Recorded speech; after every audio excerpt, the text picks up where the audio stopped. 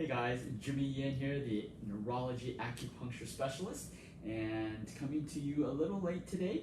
Today's Friday. We're still going to do the daily power tips, and Friday we talk about freedom. We're just changing it up. So the topic of freedom is because there's so much talk about freedom these days with all the COVID and everything that's going on around the world here in the U.S. And so freedom is a hot topic. And so commonly, what does it mean to you? And so when I was thinking about what freedom means to me, of course I looked up the definition. In order to understand the word, you have to look up the definition. What does the word freedom actually mean? So I looked it up, I Googled it. And so the word freedom means the power to act, speak, think as one wants without hindrance or restraint, okay? So it's the ability to speak, you have the power, freedom means you have the power to act, speak, think as you want without hindrance or restraint, right? There's so much restraint going on these days, not necessarily by yourself. Like people are restraining other people. People are hindering other people from enacting their own freedom, their own power, right? You can see it on Facebook, which we're currently on. Facebook and YouTube, they're banning certain freedoms of speech, right? They're only allowing certain things that can be posted on Facebook, and then you look at all the people that are arguing with each other. Just because someone disagrees with you doesn't mean you have the right to restrain their freedom, right? But there's so much of that going on. So much of that is going on where someone says something that's opposing to what you believe in, what your values are, and therefore you have to make them wrong. You have to tell them to shut up. And so because you want to restrain their freedom, right? But then what gives you the right to restrain someone else's freedom, right? So, there's a lot of that's going on. But this is not about politics. That's not what I'm talking about. I want to talk about something else. I want to talk about health freedom. Is something, restraining you or hindering you from being able to act, speak, think, really act, to be able to do what you want to do, what you love to do, with whom you want to do, whenever you want to do. If you lack that, if you can't answer yes, so if you can't do whatever you want to do, whenever you want to do, with whom you want to do, you have lost your health freedom. Okay, I'm talking about just an ability to do activities, to be able to go on a hike, to be able to go swimming, to be able to go bicycling, to be able to play golf, play tennis, play football, whatever. If you can't do those with your kids, with your grandkids, with your spouse, with your friends, you don't have health freedom, because freedom is the power to act without any hindrance or restraint. So what is hindering you from doing those activities that you love to do and you want to do, right?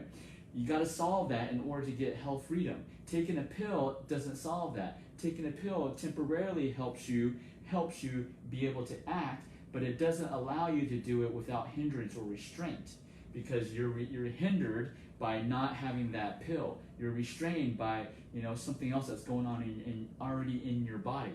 So what is hindering you from achieving your health freedom? There is a lot of times there is a solution, regardless of what. Again, so much these days, the freedom of speech is being hindered and restrained by all these media, right? So regardless of what the media says, that what can or cannot be done, just look at, there's so many people these days, they're in their, people that say, oh, I'm getting old, I can't do this, I can't do that.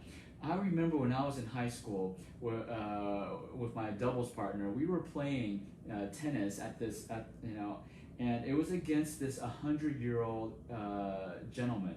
I think his partner was 70 years old, but he was 100 years old. And this was back in high school, so I was probably about 17, 16, I would say 17 years old. And my doubles partner was even younger. He was probably 16. We actually lost to the 100-year-old and the 70-year-old tennis players, right? Who said getting old, prevents you from having health freedom? That's a myth that people are spreading. It doesn't matter. Age is just a number. So that every time that someone tells me, oh, I'm getting old, I can't do this, it reminds me of that 100-year-old tennis player that beat my partner and I. We were how many times younger than he was, but because of his skill, he had health freedom, he could still play. He played probably more he probably plays more than I play right now. Okay, and so it's just a myth to believe that you can't do what you want to do, right? And I'm not talking about going for quick fixes, the surgeries. Yeah, it can get you to doing some of it, but having a surgery doesn't get you back to where you were before, right? But here's the thing. Sometimes we do degenerate so much, we don't take care of our bodies, we lose our health freedom, that we need surgery, we need medical intervention. But what I'm talking about is before you get to that point, there are things you can do to get before that, before you get to so severe, you need those medical interventions. So, what can you do right now? And I'm not just saying just because I do acupuncture that you have to get acupuncture in order to do it. No, there's daily stuff that you can do, daily habits that I talk about every single day, 5 days a week for a year now, that you can do at home to actually regain your health freedom. Because most of us, all of us, I would say a majority of us were born with health freedom. We just messed it up. We got to take responsibility for it, right? And the next thing is take responsibility for your own health. But at the same time, do not restrain or hinder someone else from doing it. Just because someone else is doing something that is not scientifically proven or medically proven doesn't mean that you're right and they're wrong. Okay? All the science, I can show you science research that was done in the 70s that were supposedly, they were researched, but now they're debunked, right?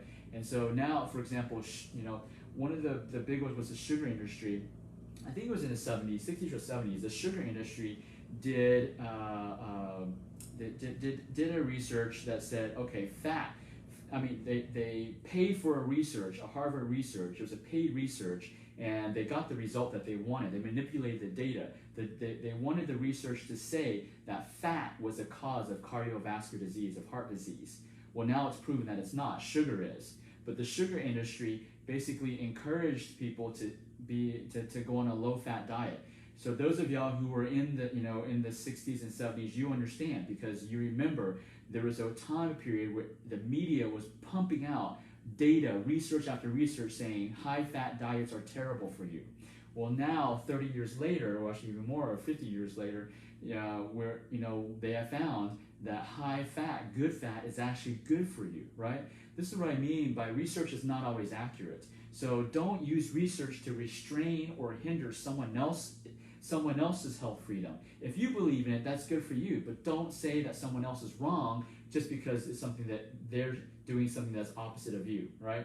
So again, the purpose is, focus on yourself. Focus on getting your health freedom, your family's health freedom, and let someone else do what they want to do, right? You can share your knowledge, but don't hinder their freedom. All right, guys? Hopefully this is beneficial. I know this may be a little controversial, especially during these times, but I wanted to get this message out. Like, share this post if you know that someone else needs to hear this, and hopefully it'll make a mind shift, a mind twist. All right, guys, have a great weekend. Jimmy Yen, the neurology acupuncture specialist from Achieve Integrative Health. I want you to remember, everything in life is achievable. It's up to us to make it happen. So spend this weekend on making it happen.